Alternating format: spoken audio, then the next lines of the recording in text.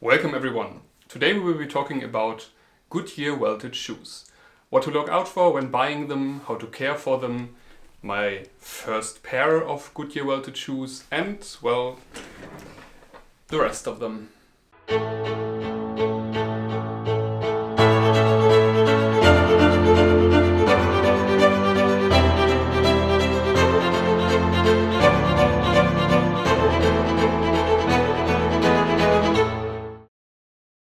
Okay, so let's start with my first pair of Goodyear welted shoes. Let's take the other one, looks a bit nicer. Okay, a few things. I bought this pair, I guess, 8 years ago, and it was already second-hand. So in sum, these shoes should be like 10 years old, and I would say they look pretty good. They are from Edmunds, which is by now my favorite shoe company. The interesting thing here is I bought those on eBay. And I was still a student back then. I tried different shoe brands. I bought all of them on eBay. Tried like Crockett & Jones, Church, and so on. And they didn't fit me that well. Until this one. This is an Edmunds Mcallister in Burgundy, 9.5D. So first interesting thing is the good shoe brands not only have a size, they also have a width. So the 9.5 corresponds to I guess 42 or 42.5 in the EU. So second thing is there are half sizes, and the D is like a slim last. And this corresponds to my shoe shape quite well. I love them. These are basically my favorite, my favorite pair. I wear them really a lot, so it has a lot to say that they are looking this good still. Okay, as you can see here, I like to use shoe trees. These ones are made from cedar, which is the best wood for shoe trees because it's fighting bacteria and so on, but you can also use other kinds of woods for shoe trees. The important thing is they must not be painted. Okay. It doesn't have to be cedar, it can also be like needlewood. These, for example, are Edmunds 2. Great story. This is the last pair of Goodyear welted shoes I bought, also on eBay, because insider tip, if you found your shoe brand and your size and your width and you can't afford buying them in a shop, like Edmunds is a brand which is not that popular in German because it's an US brand, and if you find them in Germany, they most of the times they cost like 400 or 500 euros, which is a lot. So what I did is I went on eBay, and you can like save a search. So every time an item pops up fulfilling the criteria you put up in the search, you get an email. And what I did is I put up an Edmunds 9.5D, so every time someone puts up a pair of Edmunds in Germany in my size, I get an email. So this is a straw foot, a model that is not produced anymore. It was unused, and as you can see, it's some kind of spectator where the creamy part is not leather but some kind of linen fabric. It's a great summer shoe. I'm so happy that I bought it. These are the other types of shoe trees I use. The wood is not that important. Again, the important thing is there's nothing on the wood, so it can take all the moisture from the leather in. Okay, next pair. Another pair of Edmunds straw foot, this time tone in tone. So the mesh here is brown, like the rest of the shoe, which makes it also a very great summer shoe. So when you care for those, there's an important thing as well as for the spectators, because if you're like putting shoe color on the leather, you don't want to put it on the mesh or like for the spectators on the linen part. And well, there are people that use for example post-its to cover the parts you don't want to hit when you're putting on the cream or the wax or something. I don't. I'm just really careful. Consider this when caring for spectator shoes. Okay, next pair.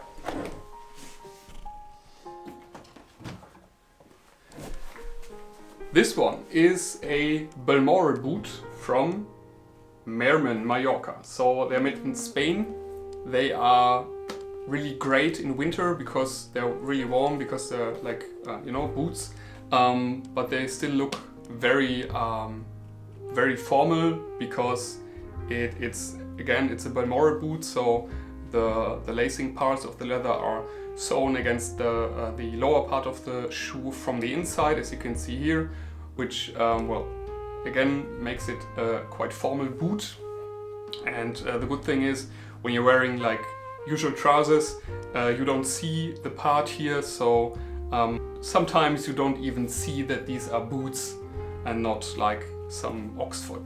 Interesting thing about these are this brand Mermen. The leather is so stiff, I can't put it in words.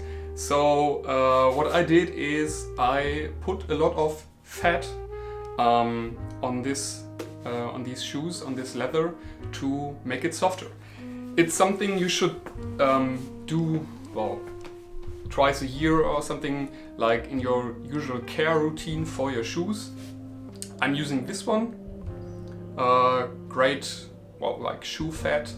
You do this before putting on any wax or color. It's just for caring for the leather, to make like keep it soft. Okay, next pair.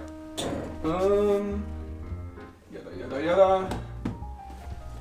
This is the one and only pair of shoes in black that I own, because I think black is a very important color for your wardrobe, especially with shoes, but I don't like to wear black that much. So I don't own this one pair, which suits all of my purposes, like black tie events, because it's a very simple cap-toe Oxford in black. The brand is Loke from the UK.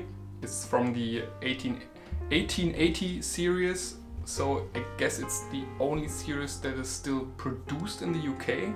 And another thing, usually I like to put on rubber soles under all my shoes, because it's I don't have to resole them that often. But I still own a few pairs where I didn't put a rubber sole underneath, because, to be honest, rubber soles don't look that nice. So this pair apparently has no rubber sole. Next pair. So this is how a rubber sole looks like. Replacing a rubber sole, by the way, just costs me like 20 euros or something, so I can really recommend that. As you can see here, this is velour. The brand is called Shoe Passion. It's a German brand, but the shoes are produced in Spain. Great shoe. You might have seen that I only own closed lacing shoes, which is Oxfords or Balmoral boots. The leather makes it quite informal, but the cut is very formal, so this is something I do wear to the office sometimes. How do I care for velour?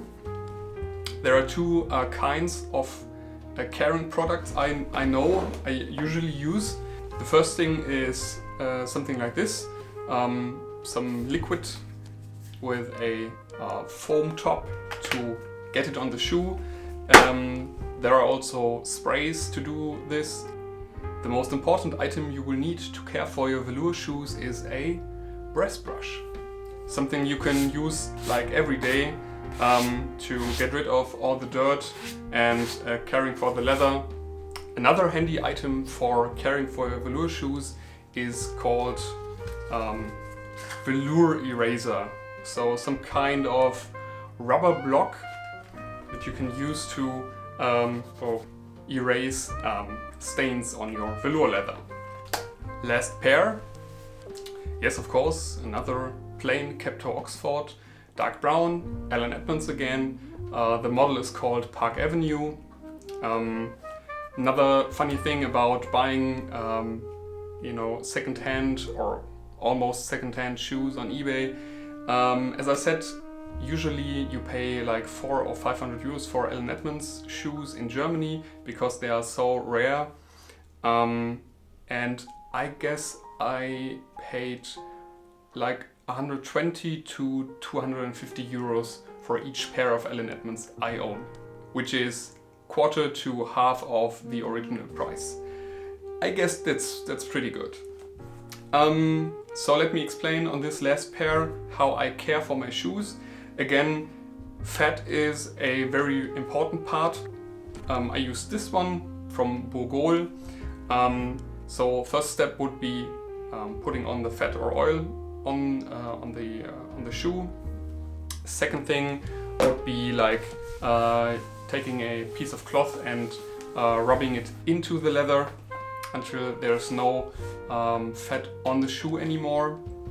And then you put on wax, shoe polish. I really like this brand, Kiwi. This shoe polish is quite hard, so you get a nice shine out of the shoes. How do I polish? I'm using a brush made of horsehair, like this one.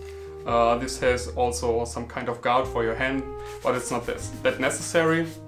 After brushing the shoe polish, you can use a very, very soft piece of cloth to polish the shoes even more. It really needs to be very soft, so you don't ruin your first polishing.